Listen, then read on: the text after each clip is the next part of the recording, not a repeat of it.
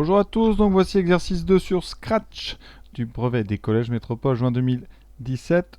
Donc comme d'habitude pour l'exercice de Scratch, on va utiliser le logiciel, comme ça vous voyez.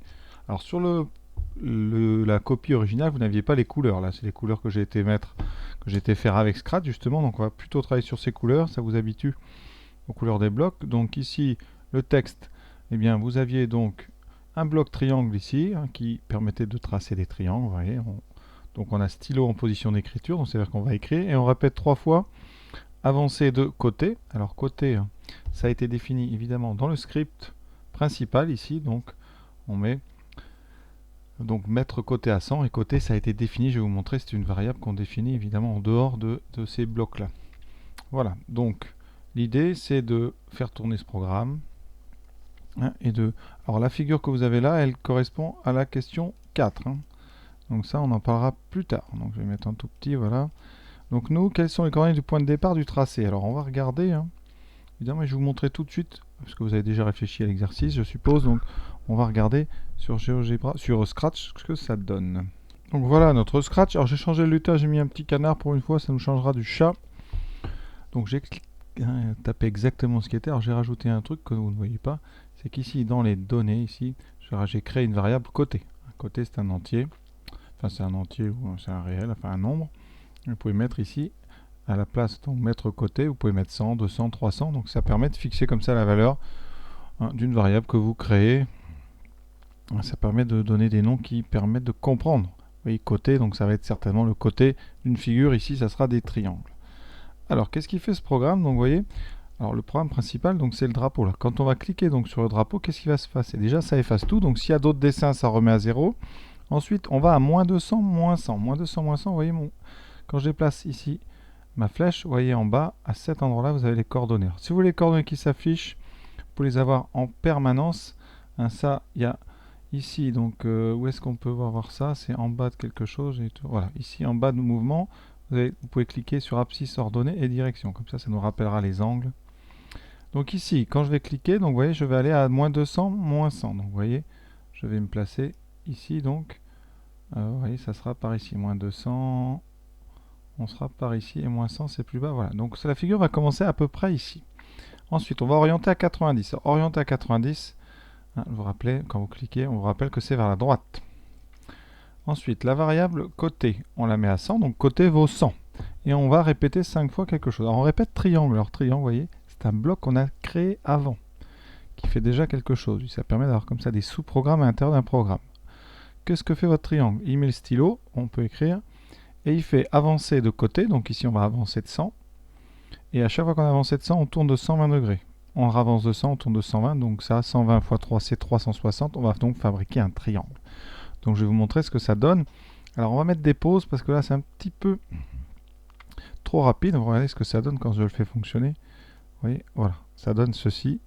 Donc 1, 2, 3, 4, 5 triangles. Alors c'est normal 5 parce que vous voyez, on a répété 5 fois triangle. Et à chaque fois la taille diminue. Pourquoi? Parce que dans notre répétition ici, eh bien on met ajouter à côté, eh bien vous voyez, on fait moins 20. Ça veut dire qu'on le diminue de 20 à chaque fois. Donc au début on a 100, puis 80, puis 60, puis 40, puis après ça fait 0, mais évidemment au bout de 5 coups. Donc on va refaire ça en allant doucement.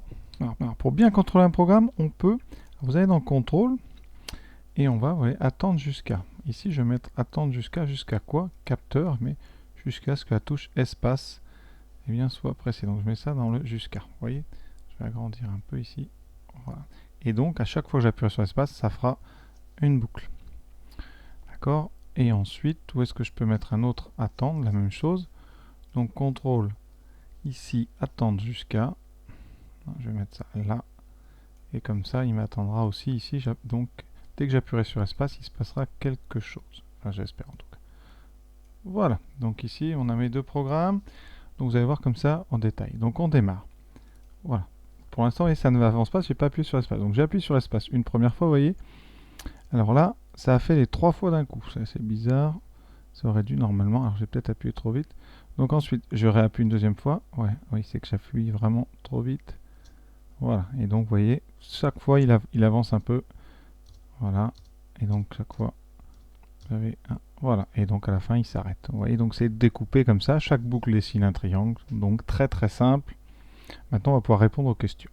Voilà. Alors j'ai mis les blocs en couleur pour qu'on y voit plus clair. Alors première question, quelles sont les coordonnées du point de départ? Ça c'est la ligne 3. Hein. Ligne 3, très importante. On vous dit, allez, à x égale moins 200, et y égale moins 100. Donc coordonnées du point de départ, donc coordonnées du point de départ, et bien c'est moins 200, moins 100. Il y a une question pour l'instant assez simple. Donc moins 200 pour les abscisses, moins 100 pour les ordonnées. Deuxième chose, combien de triangles sont dessinés? Ça c'est la ligne 6. Ligne 6. Chaque fois que vous faites triangle, ça fait un triangle. Donc ligne 6, on répète 5 fois. Donc 5 triangles. En plus, on vous aide parce que le dernier, c'est un algorithme qui a été modifié. Il y avait 5 petits triangles. Donc vous pouviez trouver. Troisièmement, vous voyez, tout ça, ceux qui ont réussi à comprendre ce que je faisais avec Scratch, il n'y a pas de problème.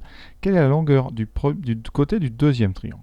Alors le premier triangle, vous voyez ici, il est fabriqué par cette répétition là des trois côtés et on avance de côté. Donc ici, c'est côté qui est important. Donc la première fois que vous faites ce triangle, vous êtes là, vous avez côté qui vaut 100. Donc vous intéresse, c'est le deuxième triangle. Donc le deuxième triangle, il est dans la deuxième boucle ici. C'est quand on a ajouté à côté moins 20. Donc en fait, c'est donc 100 moins 20, c'est 80. Alors, vous pouvez mettre 100 moins 20 égale 80 pixels. À chaque boucle, le triangle a un côté qui perd 20. Et donc ça va, au bout de 5 fois, donner un tout petit triangle. La sixième, on s'arrête parce qu'il n'y a plus rien. Maintenant, tracer à main levée l'allure de la figure. Ça, c'est facile quand vous avez vu le programme. Après, sur place, c'est pas une question si évidente que ça. Il faut vraiment avoir compris tout le programme. On va donc partir du début. Donc premièrement, effacer tout. Donc on n'a plus rien. On part de moins 200, moins 100. Donc on est ici. Donc là, vous avez bien compris. Coordonnées de ce point, moins 200, moins 100. Et on va faire un triangle. Ici, on met notre côté à 100 et on fait un triangle de côté 100. C'est-à-dire qu'ici, on avance de 100. Donc 100, on va dire que c'est 5 carreaux.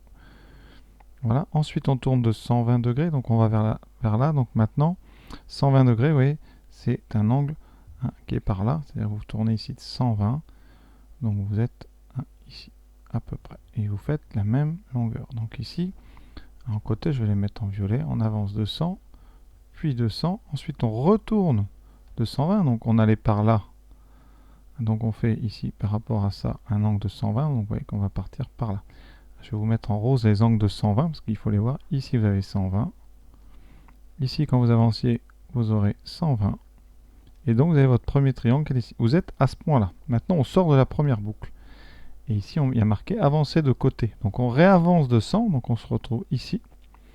Et on enlève, et maintenant côté devient 80, puisqu'on enlève 20. Et on va refaire la même chose, mais avec un côté de 80.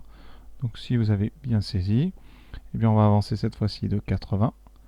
On va faire pareil, un triangle finalement qui est équilatéral, avec des angles de 120 au même endroit que tout à l'heure, hein, la même idée. Vous avez ici 120 et là 120.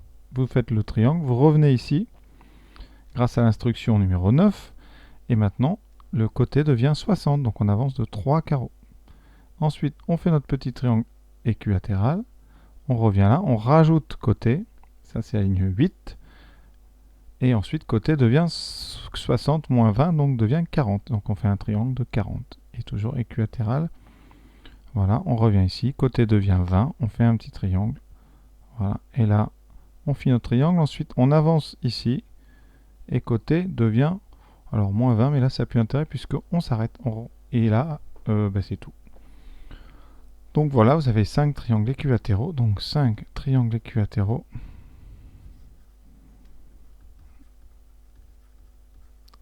Qui sont comme ça dans l'alignement. Puisqu'à chaque fois, l'orientation, vous voyez, on revient parce qu'on fait 3 fois 120 degrés, donc on revient au point de départ, c'est-à-dire à chaque fois vers 90, donc on va plutôt vers la droite. Voilà donc ce dessin, je pense que c'est difficile, malgré tout, sans ordinateur, d'arriver à imaginer, mais ça fait partie un petit peu de ce qu'on veut apprendre à des élèves. Numéro 4, maintenant on veut, et alors là, regardez la figure, c'est plus la même.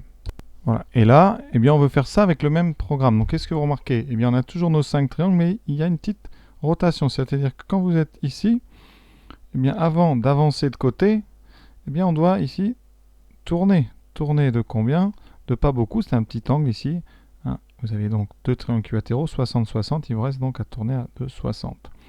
Donc, il va falloir effectivement tourner de 60 dans le sens contraire des aiguilles d'une montre. Et ça, juste avant d'avancer. Juste avant de faire ceci. C'est-à-dire de faire notre deuxième triangle. Donc ici, il faut, donc vous faites votre premier triangle, vous arrivez là, vous avancez, et une fois que vous avez avancé, vous tournez de 60. Donc il faut absolument mettre ça après avoir avancé de côté, mais dans la répétition. Donc c'est ici, juste entre la 8 et la 9, ou sinon, avancer de côté, non, c'est là, forcément, c'est après la 9 hein, qu'on doit mettre cette ligne. Donc ligne forcément, on met en ligne, on vous dit indiquer le numéro, donc c'est ligne 9. Alors on va voir tout de suite avec Scratch, je vais mettre donc tourner de 60 degrés. Alors, tourner c'est mouvement, s'orienter, donc ici, alors voilà, tourner de 60 degrés dans le sens contraire du monde, donc je vais le mettre ici, et on a dit 60. Voilà, on vérifie, parfait, alors il y a un petit trait qui est, voilà, et vous avez exactement ce qu'il faut. Alors, si vous le mettez ailleurs, par exemple, vous mettez avant, qu'est-ce qui va se passer? On vérifie, et bien ça marche aussi, vous voyez. Donc de toute façon, effectivement, cette avant-dernière ligne, si on le met en 8 au lieu d'en 9, si vous tournez avant d'ajouter, de toute façon, dans la tournée, vous ne vous servez pas de la longueur du côté. Donc effectivement, vous pouvez. Si vous le mettez par contre trop tôt, je vais vous montrer ce que ça peut donner, voilà. Eh bien, ça veut dire que vous tournez avant d'avancer. Donc là, vous risquez d'avoir, voilà.